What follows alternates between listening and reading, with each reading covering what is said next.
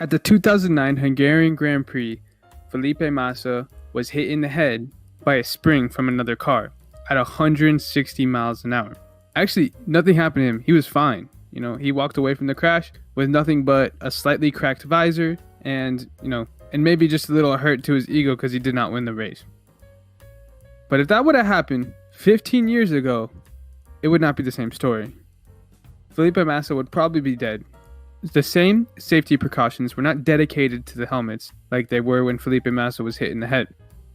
It's crazy to think that there was a time when F1 drivers would drive around with nothing but a cloth to protect them and some goggles.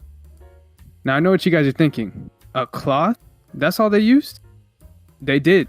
We're talking back in like 1940s that they used to race with no helmets. And of course, the cars didn't drive as fast. They topped out about 100 miles an hour. But the drivers were also sticking 2 feet out of the car, so their heads completely exposed. Imagine rolling over. There's no way you're coming out of that. Nowadays, a lot of race car drivers owe it to their helmet for their survival. Besides the halo and all the other safety precautions that Formula One puts in place, but I can go into a whole nother video about how the safety precautions have changed over the years, with safety barriers. I'm getting away from the point, but let's get back to the video. In this video, we're going to talk about the essential safety precautions that have been taken over the years for helmets. We are going to be talking about the developments that have been put into helmets over the past 50 years, bringing a helmet from what it used to be, just a cloth cape, to what it is now, a highly advanced, manufactured, multi-purpose product. We will also be talking about all its safety tests, revolutionary changes, developments over the past 50 years, and a lot more. Welcome to Motorsports Mania, where we bring you all the motorsports information to get you up to speed. And Motorsports Maniacs, if you like what we're doing here at this channel, please subscribe and hit that notification bell to get updated when we make more videos. The helmet is not just safety gear. It's part of the racer's uniform and their identity. So the drivers have them in bright, fancy colors with crazy paint schemes. For example, just like Daniel Ricciardo had in last year's Australian Grand Prix to show his colors for Australia. But the helmets are also important for the aerodynamics of the car as well. Actually designed so that they help airflow around the car and around the driver's head. The helmets have come a long way ever since the concept came to mind. If we go back to the time around World War II, the earliest racing days had drivers wear cloth capes backwards. This was to avoid air getting under the peak. After World War II, drivers added helmets to their cloth capes and goggles. But they weren't the helmets that they race with today. They were nothing but cloth. Actually, I know you guys are thinking, what? You're making a helmet out of something I wear as a t-shirt. But that's not exactly how they were made. They consisted of sheets and sheets of cloths that were hardened using glue. Still not that protective, nor did they have a layer of foam to protect the head from serious injury. Later, these helmets were replaced by cork versions with a cloth-covered cork over their head. The cloth was soaked in enamel for strengthening, and the cork helmet was set as the standard helmet for a decade. It was soon made mandatory in 1952. In the 1960s, we were introduced to the helmets made of glass fiber. Now, these helmets still were not how they look today. They had an open face, and drivers would use just a handkerchief to cover their nose and their mouth and chin. They would make these helmets very similar to how they make boats, by laying the glass fiber down and interconnecting patterns to strengthen the actual rigidity of the helmet. Now, the first full helmets were introduced by Dan Fernie at Indianapolis in 1968. Later, he became the first driver ever to wear the full face helmet in a Grand Prix the same year. His helmet design protected the whole face and the jaw and was way more aerodynamic than all the other predecessors. And of course, just like any new additions to Formula One, Dan was ridiculed. Just like getting rid of the V10 engine, the halos. Alright, let's get back to the video. The concept was adopted by all the other drivers within a few months because they saw the necessity for it. Pretty soon, drivers couldn't imagine going into a race without a full face covering. It was unheard of. One of the biggest issues that drivers faced with their full head covering is that these helmets were flammable. This was extremely dangerous at the time because cars catching on fire was not a rare occurrence in Formula One. just like I said, the safety precautions were not there. So you had all these cars running super hot, volatile fuel in them, which quickly led to catching fire upon any type of crash. So because of this, fireproof helmet linings were developed.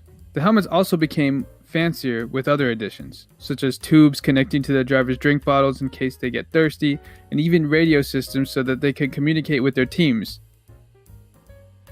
But more importantly, so that we can hear their frustration and their swearing when things don't go their way, or so we can hear their delightful cheers when they do well in a race.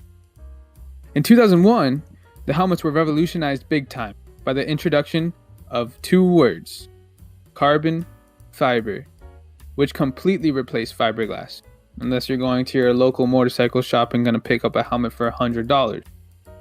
The material was slightly heavier at the time, approximately 1.25 kilograms heavier, but it could resist the force of impact more uniformly.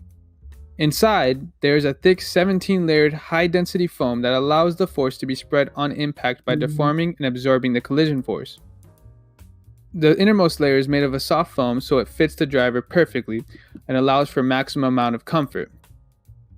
Companies like Schuberth use laser technology to manufacture high-tech helmets where they scan the head of the driver and 3D design the helmet to fit the driver's head shape. So the helmets are personalized for each driver to allow for maximum comfort. Now, having 17 layers of foam allows the helmet to move around the driver's head to protect the driver's brain from any type of head trauma.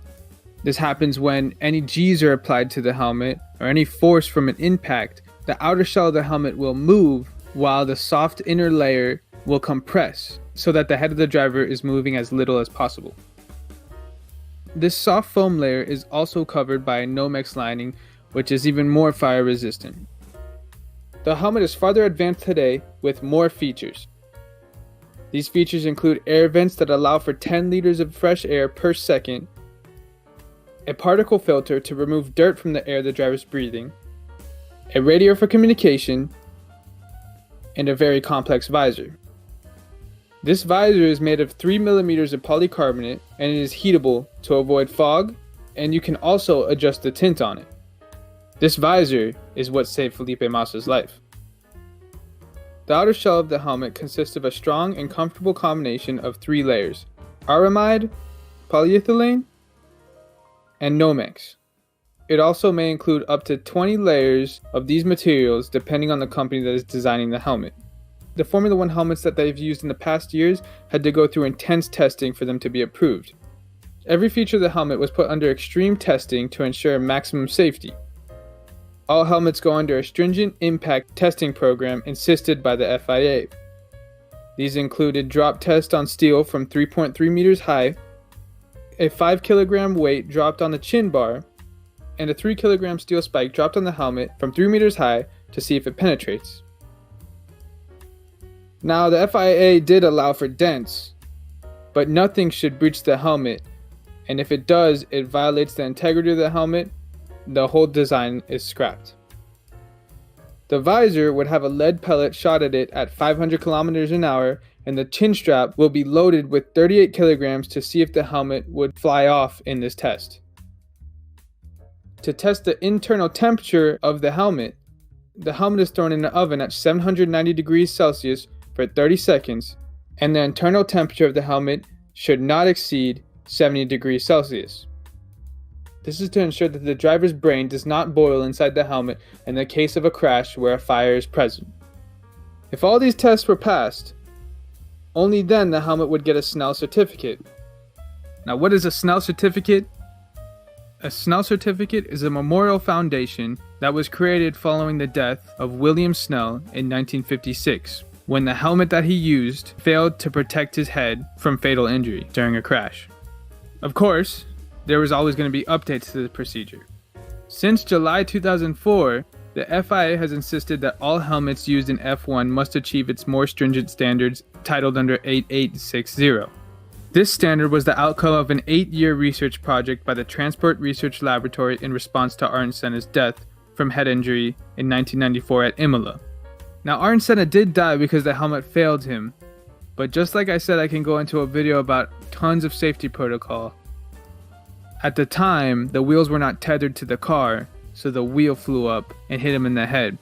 Now wheels are tethered to avoid this from happening to future drivers. But because of this, the helmets are required to be 40 to 50% more impact resistant than before, and they have to be baked in the autoclave for 48 hours to achieve this level of toughness. This is just a bonus for you guys, but I bet you guys have wondered, isn't it super loud driving an F1 car all the time? If you said yes, you guessed right. Old Formula 1 drivers are partially deaf because of how loud the cars were. Nowadays, the noise levels inside helmets must not go higher than 100 decibels. These older F1 drivers would have wished they had these standards. Helmet designers are continuously working harder to make the helmets safer and safer. New developments are coming out with every single research project. Today, important parts of the helmet design include a resonance muffler, an interior mask, a helmet shell with an interior battery, silencer elements, titanium locking pins, and a ventilation connector as well. Neck braces are also installed to minimize injury in case of accident. Formula 1 drivers don't all use the same helmet company. Just like sponsorships, helmet designers sponsor certain drivers. Arai supplies famous drivers like Sebastian Vettel and Daniel Ricciardo.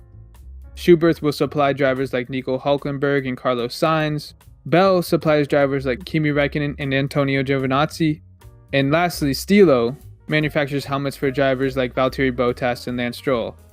And they also provide the Stig. Helmet paintwork is dominated by a British company known as JLF Design, which was established in 1991. The customers list has some of the biggest names in Formula 1. Now I'm going to talk about aerodynamic function. If you look at the helmet nowadays and you compare them to old helmets, you can see that the helmets have a lot more fins and a lot more accentuations to them. These are actually incorporated into the aerodynamics of the body of the car so that the air flows around the headrest of the car. When the air hits the helmet, these fins actually allow the air to flow better around the car.